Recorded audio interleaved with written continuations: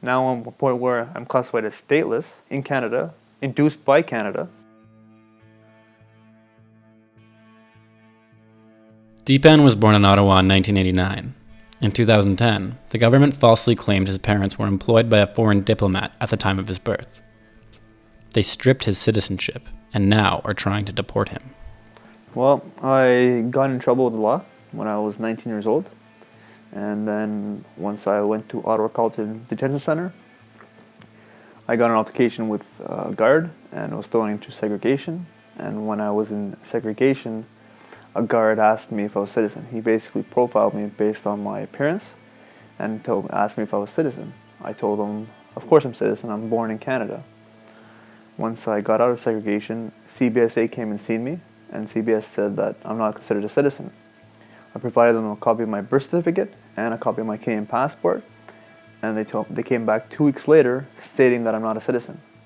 I want to note that if you have a Canadian passport, it goes to 3 different divisions before they even issue it, and their job is solely to make sure you are a Canadian citizen. And then they just took it away arbitrarily. No adjudicator, no judge, just stripped away. Now I'm at a point where I'm classified as stateless, and I was held at Toronto West Detention Center on immigration hold. Once I was released, I filed an access to information request form. That request form revealed that India had already established and told CBSA that they're not going to issue me no documents as I'm not an Indian national 6 months prior to me even going to Toronto West Detention Center. So it just goes to show that how far they will go. They already have the information, but yet they're intentionally trying to harm somebody by putting them in jail. So I'm forced to live with a person with my brother, essentially, because is where the CBSA has approved my conditions to live. If I want to live anywhere else, I have to submit a request to CBSA. CBSA has to approve it before I can move. So I have a leash, essentially. I'm like a dog. CBSA has so much force coming to see if I'm there. 5 officers, armed officers, to see if I'm there for curfew.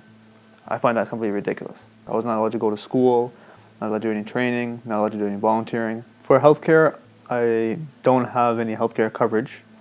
If I want to get coverage for emergency purposes, I have to get healthcare coverage insurance, where there's only 2 insurance companies in Canada that would actually cover me, which is quite expensive, thinking that I have a very limitation of if I can work at times when I cannot work. Overall, I don't have healthcare services like any other individual. I'm constantly campaigning, constantly fighting for my rights, advocating for myself, educating other individuals.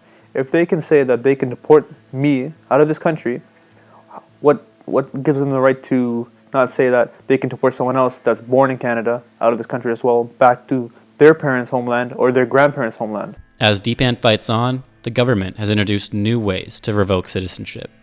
The Stealing Citizenship Act legislates second-class citizenship, and in certain circumstances, a single immigration officer can now strip citizenship from dual citizens.